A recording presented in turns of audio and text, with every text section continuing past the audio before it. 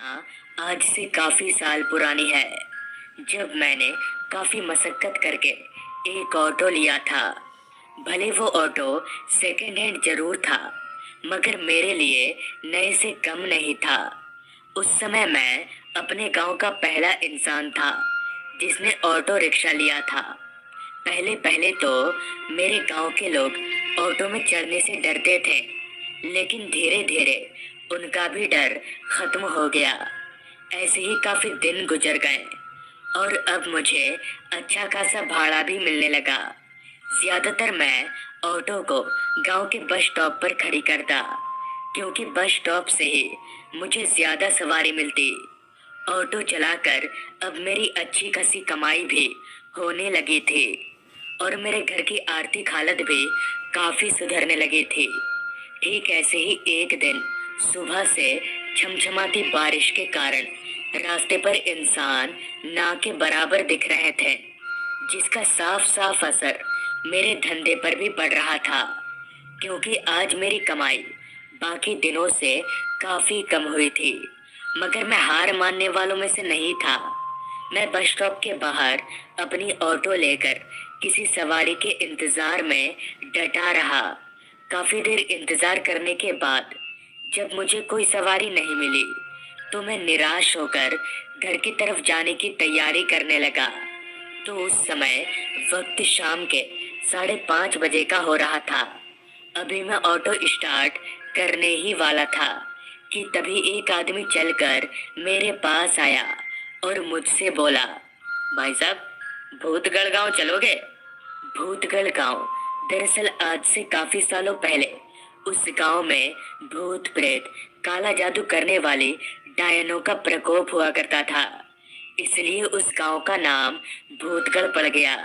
लेकिन अब उस गांव के हालात पहले से काफी बेहतर हैं। जिस पर मैंने कहा, भूतगढ़ गांव अभी चलूंगा, मगर 50 रुपए लगेंगे। इस पर उस आदमी ने कहा, भाई साहब, मेरे पास सिर्फ 40 रुपए ही हैं।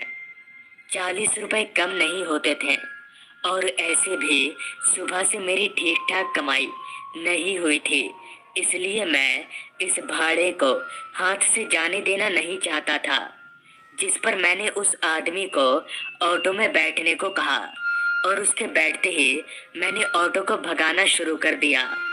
मेरे यहाँ से वो गांव लगभग 27 किलोमीटर का सफर था, जहाँ जाने में मुझे करीबन 1.5 घंटों का वक्त लगने वाला था। क्योंकि मौसम बरसात का था, तो मैं ऑटो को धीरे ही चला रहा था। कुछ दूर आगे जाने के बाद मैंने जब अपनी घड़ी में वक्त देखा, तो वक्त हो रहा था शाम के 6:30 बजे का, जिस कारण अंधेरे ने अपना डेरा जमाना शुरू कर दिया था। लेकिन अभी तक मैंने आधा सफर ही तय किया था, जिस कारण मैंने ऑटो की रफ्तार थोड़ी और बढ़ा दी। तकरीबन 1 घंटा ऑटो चलाने के बाद मैं भूतगढ़ गांव पहुंचा, तो वो आदमी भूतगढ़ गांव के चौक पर ही उतर गया। जिसके बाद उस आदमी से पैसे लेकर मैं घर की तरफ आगे बढ़ने लगा। अब रात काफी हो चुकी थी, जिस कारण पूरा रास्ता पूरी तरह से सुनसान हो गया था। दूर दूर तक मेरे अलावा उस रास्ते पर कोई नहीं दिख रहा था। अंधेरे ने तो इस कदर उस रास्ते को घेर रखा था कि मेरी हेडलाइट की रोशनी भी उस अंधेरे के आगे ना के बराबर मालूम पड़ रही थी। और थोड़ा बहुत जो दिख रहा था, वो भी तेज बारिश के कारण धुंधला धुंधला नजर आ रहा था। बीच बीच में गरजते बादलों की आवाज से डर के कारण बार बार मेरी आंखें बंद हो जा रही थी। तेज झमझमाती बारिश ऊपर से काली अंधेरी रात रह रहकर एक ऐसे डर का अनुभव करा रही थी, जिसे बता पाना शायद मेरे बस के बाहर है। रास्ता काफी खाली होने के कारण मैं ऑटो को काफी तेज भगा रहा था। कुछ दूर ऑटो चलाने के बाद मैं भूतगढ़ गांव के रास्ते से अलग एक और भी ज्यादा वीरान रास्ते पर आ गया, जिसके दोनों ओर बस जंगल ही जंगल था। अभी मैं उस रास्ते पर आगे बढ़ ही रहा था कि तभी मेरी नजर रास्ते के किनारे एक पेड़ के नीचे बैठे एक बच्चे पर गई, जो पेड़ के नीचे बैठकर रो रहा था। इतनी रात गए इस सुनसान रास्ते पर उस बच्चे को देखकर मैं थोड़ा हैरान हुआ और मुझे लगा कि शायद वो बच्चा कोई मुसीबत में है और इंसानियत के नाते मुझे उसकी मदद करनी चाहिए। तो मैंने ऑटो को ठीक उसके पास रोका और उस बच्चे से कहा, क्या हो बेटा, तुम रो क्यों रहे हो? इस पर उस बच्चे ने कहा, मेरे पापा मेरा आगे इंतजार कर रहे हैं, लेकिन बारिश के कारण मैं उनके पास नहीं जा पा रहा हूँ। जिस पर मैंने कहा, इतनी सी बात, तुम ऑटो में बैठो, मैं तुम्हें आगे छोड़ देता हूँ।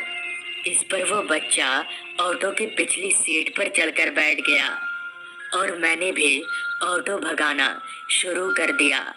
ऑटो भगाकर कुछ दूर आगे जाते ही मुझे रास्ते के किनारे पर एक आदमी खड़ा दिखा।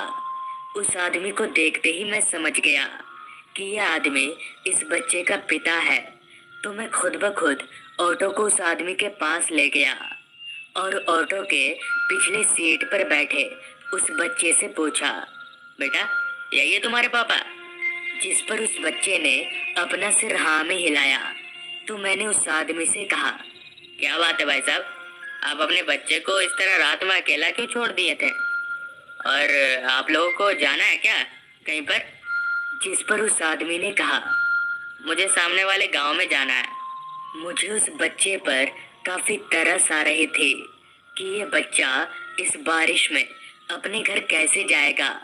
मैं तो उधर ही जा रहा हूँ, क्यों ना इन्हें भी लेता जाऊं। ये सोचकर मैंने उस आदमी को कहा, भाई साहब आप भी बैठ जाइए, मैं आप दोनों को छोड़ देता हूँ। मेरे इतना बोलते ही वो आदमी उस बच्चे के बगल में बैठ गया।